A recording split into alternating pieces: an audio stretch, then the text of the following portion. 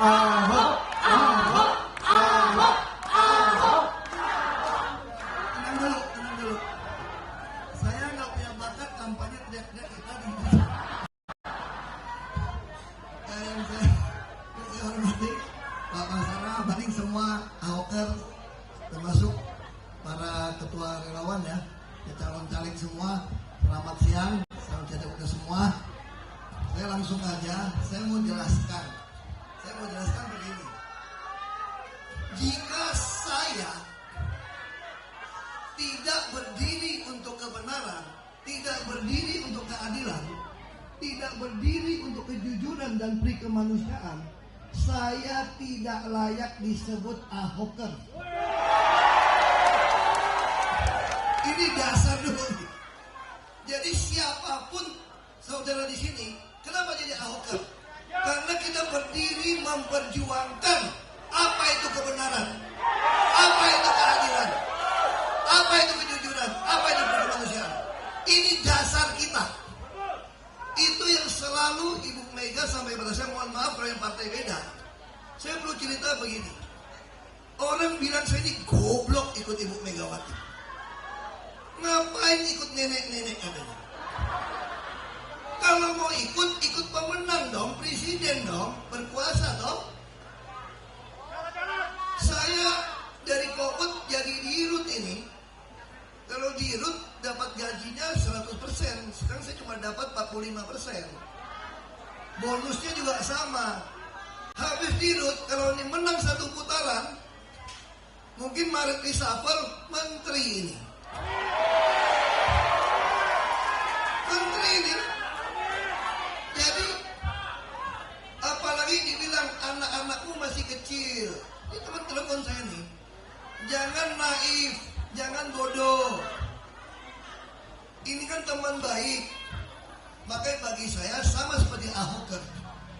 Saya pun yang bernama Ahok, kalau tidak berdiri atas kebenaran, keadilan, kejujuran dan pri kemanusiaan, tidak patut disebut Ahoker.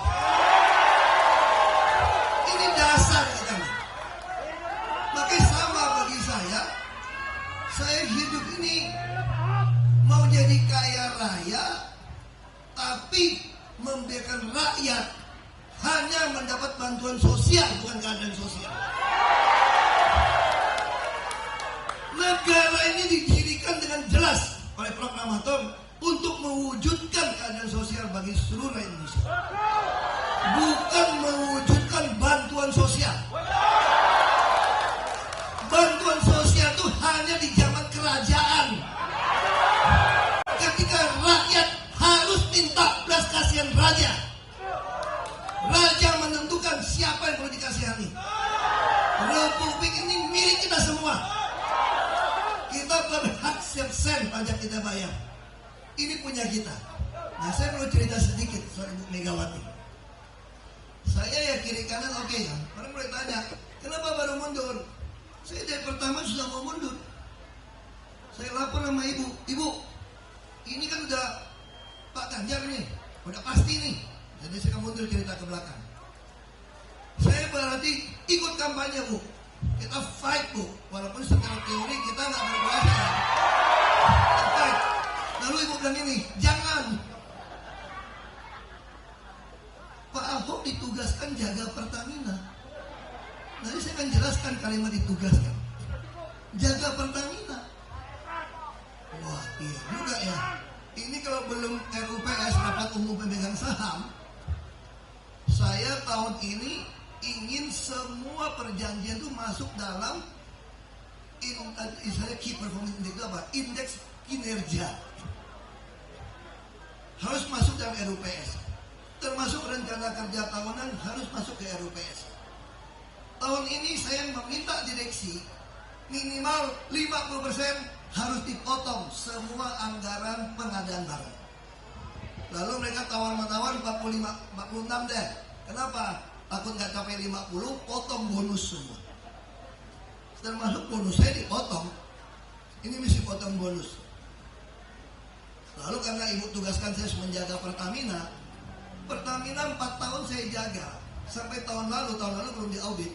Saya telah mengoptimasikan biaya, termasuk penghematan, termasuk meningkatkan penghasilan, termasuk menghindari kerugian, itu sudah 4,5 miliar dolar. Dan Pertamina dalam sejarahnya ketika harga minyak begitu mahal, tidak pernah mengalami keuntungan terbesar dalam sejarah Pertamina. Tahun 2022 itu 3,6 atau 3,7 miliar dolar, dan tahun lalu ini belum diaudit ya, tapi tahun lalu catatan saya sudah untung 4,3 miliar dolar. Dan kami sebagai komisaris direksi berhak terima komisi 1-1,3% dari uang keuntungan tadi. Gak ada gaji presiden menteri sebesar ini, swasta pun gak bisa. Karena di Republik ini hanya Pertamina perusahaan yang masuk nomor 141 dunia, yang lain gak masuk. Lalu kenapa masih keluar? Saya bisa alasan macam-macam tuh. Tuh kalau 02 menang, gue juga ada alasan, temen gue nih, ya dong. Ya dong, kalau 03 menang, ya lapor ibu juga kan. Kan ibu yang tugaskan saya tidak keluar. Kan bisa berbagai alasan. Lalu saya melihat, ini Ahoker udah minta mau Ahok bareng Ganjar Ahoker. Nah saya bingung jawabnya nih. Bisa hadir nggak? Lalu teman-teman bilang, yang paling lucunya ada teman tuh namanya Yunarto Wijaya kan, Toto itu. Begitu saya WA dia, saya berhenti. Waduh, ini jawaban Tuhan gitu. Kenapa? Karena si Toto ini bilang ini, saya udah bergumul dengan kondisi Jakarta. Ahok mesti nyatakan sama Ahoker, jangan bimbang nih kemana. Tapi gue juga ngerti, dia bilang, dia pakai kokok, gue juga ngerti, gaji lu bonus lu tuh gede banget di Pertamina. Kalau gue nyuruh lu mundur, sama aja gue kayaknya nyembelih lu punya duit tuh. Begitu saya bilang mundur, waduh ini jawaban doa saya. Saya kira boleh juga, dia berdoa juga dia katanya. Nah di sini saya mau kasih tahu juga ya. Tadi yang baca doa namanya Gus Soleh. Gus Soleh berdiri tuh. Pasti banyak yang bapak ibu pikir saya baru kenal beliau itu. Saya waktu calon bupati, yang ke Belitung ngajarin saya untuk kampanye apa ya, nggak pakai ayat-ayat macam-macam. Ini Gus Soleh yang sama Gus. Banyak orang nggak tahu saya kenal baik beliau dari dulu. Beliau sengaja ke Belitung dukung saya waktu saya calon bupati. Pasti bapak ibu pasti nggak menyangka. Ini udah lama. Terus itu karya politik pertama. Lalu kita balik ke soal Ibu Mega. Waktu itu sempat nggak yang tanpa seizin partai PD Perjuangan tiba-tiba ada deklarasi di GBK rambut putih.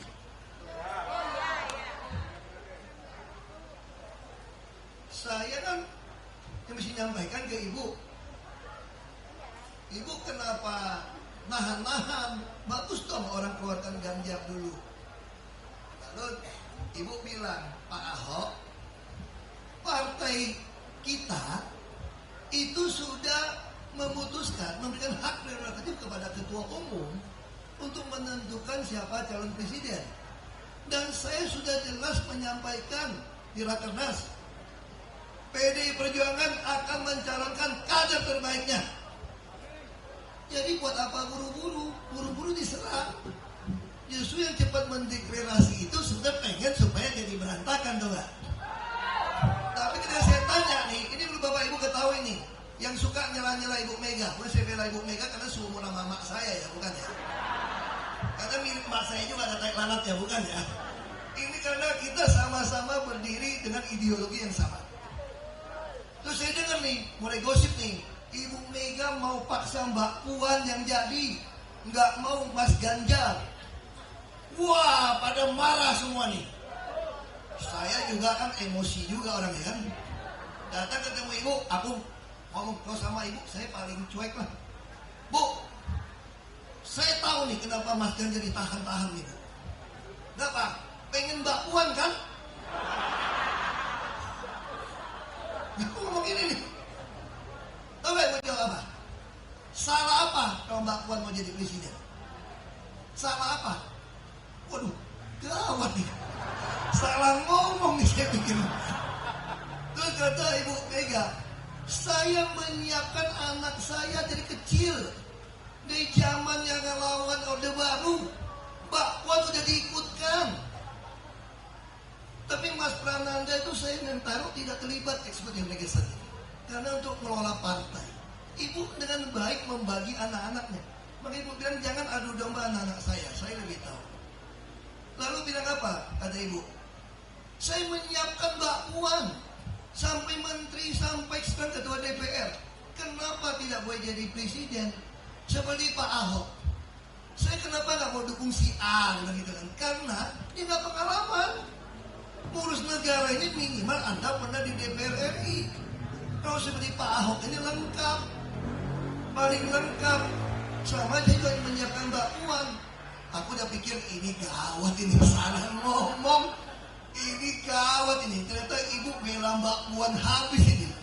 Ternyata bukan dukung Mas Ganjar, dan gua dukung Ganjar gimana nih? Ini udah PDIP sini pun sudah mulai menyerang ini. Ibu kan tenang. Lalu Ibu keluar satu kalimat penting.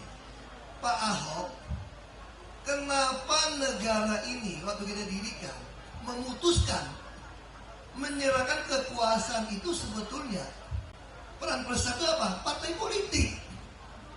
Tidak mungkin orang masuk ke MPR jadi presiden, jadi apapun Polri tanpa lewat partai politik.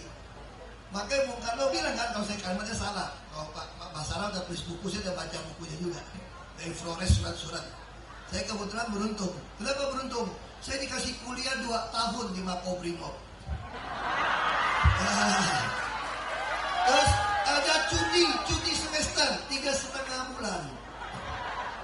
Jadi semua buku tentang Bung Karno kirim dari Masto, dari orang yang pokoknya apa macam-macam lah.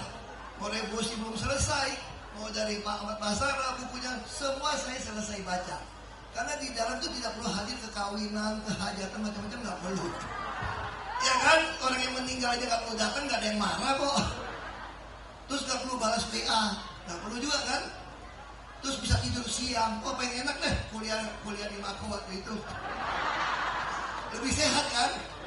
Coba lihat foto 7 tahun yang lalu sama sekarang mirip-mirip aja kan? Karena sehat, karena olahraga sehat. Cuma dulu lebih gemuk aja. Balik lagi. Terus Ibu Mega bilang begini. Tapi Pak Ahok, kenapa kita harus mendidik rakyat memahami peran partai politik? Partai kita bukan puritan, partai butuh uang. Tapi kita jangan sekali-sekali dapatkan suara rakyat karena uang. Tapi karena kita memiliki ideologi yang sama. Partai kita ini partai ideologi. Kita harus mengedukasi rakyat.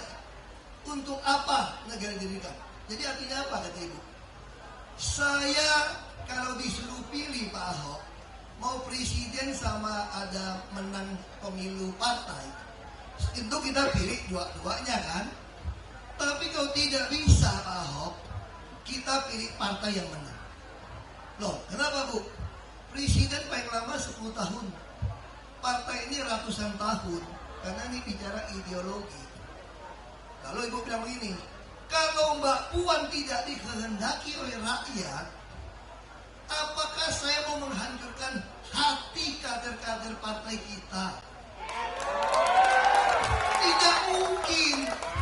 Apakah rakyat masih tidak percaya sikap Ibu Mega? Pak Jokowi bukan siapa-siapa, karena rakyat menghendaki. Waktu itu Pak Jokowi jadi gubernur DKI, Ibu Mega putuskan. Pak Taufik Kemal nggak setuju, itu orang dari Solo apa-apa nih. Terus wakilnya siapa?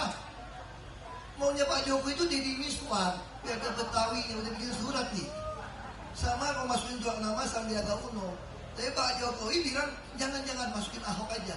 Karena dia takut Ibu akan pilih Sandiaga Uno dong.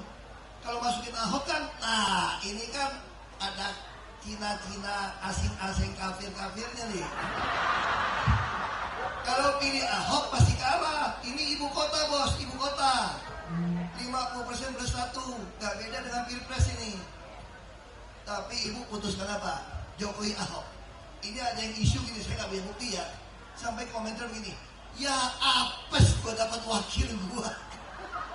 Cina sama Kristen, salah ngitung. Pakai bajunya itu udah ondel-ondel batik. Ini batik kotak-kotak itu cuma nemu di jalan ITC Ambasador tuh. Dalam perjalanan ambil itu. Cuma kalau ada ngetop, ya ngarang-ngarang lah sedikit ini baju kenapa. Saya mau cerita ini bukan mau jelekkan siapapun, tapi saya mau kasih tahu gambaran seorang Ibu Megawati. Kenapa tidak boleh Ahok? Ahok bekerja dengan baik sebagai bupati. Kenapa tidak boleh? Cuma karena namanya Ahok. Calonkan. Nah itulah yang membedakan. Ibu Megawati sadar Partai PDI Perjuangan kalau tidak menganut meritokrasi pasti ditinggal rakyat. Pasti. Saya pun akan meninggalkan PDI Perjuangan. Sama seperti saya katakan, saya pun kalau tidak berdiri atas kebenaran, keadilan, kejujuran dan kemanusiaan, saya pun tidak layak disebut Ahok. Sama. Siapapun mau memperjuangkan cita-cita proklamator, saya kira saat ini harusnya dia bergabung di PDI Perjuangan. Ini yang paling konsisten. Apalagi yang ngaku-ngaku agak termarginalkan, suka diasing-asingkan, suka tidak punya hak. Lalu Anda mau pilih partai yang baru-baru muncul yang nggak jelas janji-janji doang. Lalu mau meninggalkan PDI Perjuangan yang udah jelas konsisten berjuang. Nggak fair. Makanya saya udah tahu ibu pasti pilih Mas Ganjar. Karena dia ngomong tidak mungkin saya pilih Mbak Puan kalau rakyat nggak menghendaki. Tunggu waktunya aja Pak Ahok. Wah saya udah paham nih. Ini aman ini udah. Ya kan? Lalu 2017 setelah ada kasus saya, semua partai politik koalisi minta sama Bu Mega tidak calonkan saya. Dan saya kan dipelihara dikeluarkan. Hanya ibu yang mengatakan tidak boleh. Mau jadi apa bangsa ini? Seorang Ahok ini tuntut segerombolan orang tidak boleh calon. Mau jadi apa? Lalu saya bilang, Bu, ini udah pasti kalah, Bu. Pasti kalah. Ini bukan soal kalah menang menjadi gubernur. Kalah menang terletak ketika kita mau ikutin cita-cita proklamator, berpegang ideologi Pancasila atau tidak. Kalau kita tidak ikut, itu kita kalah. Itu kita kalah. Jadi, waduh, ini gawat juga nih. Kiri kanan beda kan? Tanggung jawab sendiri, bisa masuk penjara nih. Maka ibu bilang ini, TP datang, pokoknya sabar. Bapak saya dulu lebih susah. Ini saya cerita yang lucu. Ini jangan di sini, tadi masalah. Saya datang, tapi saya mau cerita bahwa lalu Ibu Mega, saya datang lagi. Ibu tahu nggak pada ninggalin PDI Perjuangan dulu? Kenapa? Ibu bilang petugas partai. Marah orang ini Bu. Ibu pakai kalimat yang lebih bagus lah. Nyuruh saya selotip, ibu sendiri kurang selotip kok pikir. Makanya saya ngomong begitu kan.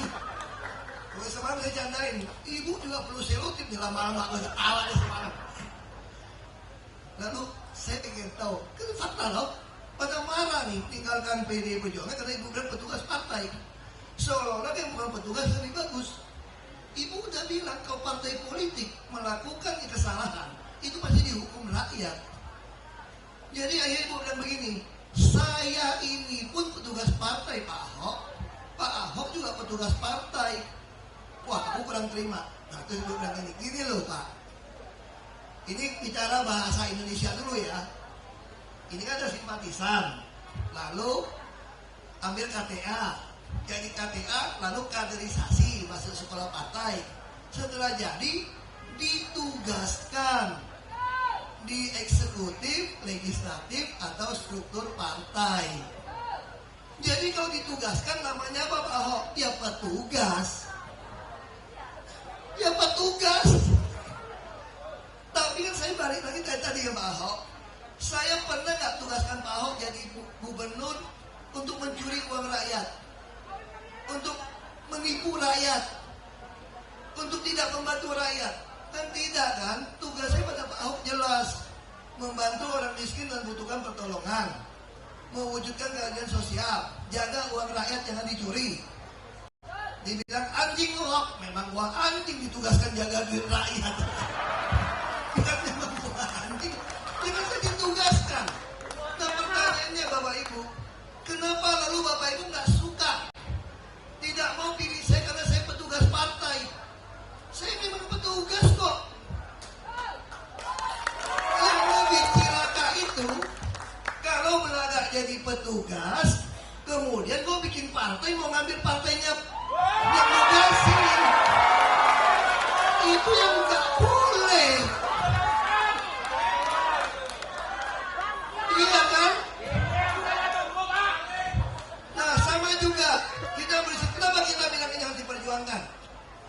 Ibu Megawati saja yang dituduh akan memaksakan mencalonkan Mbak Puan, bukan Mas Ganjar. Itu saja menyiapkan anaknya dari kecil. Ada jabatan-jabatan diuji karakternya, diuji kemampuannya, diisi pengetahuannya. Kalau Anda bicara dinasti, orang Kennedy semua, ya mungkin anak saya satu hari Bapak Ibu pilih juga jadi gubernur kalau dia bagus. Tapi saya tidak akan pernah memanipulasi, memaksa Bapak Ibu milih anak saya karena alasan Ahoker. Kalau Ahoker hanya mendengarkan saya ngomong, padahal saya sudah menyimpang dari prinsip Ahok, itu Anda goblok minta ampun. Iya dong, emang gue dewa? Sirik tahu kalau jadi manusia itu dewa?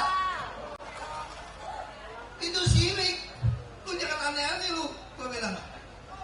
Jadi jangan karena saya suruh kucing saya jadi penjaga pun kamu setuju. Ya kamu yang gendem gitu.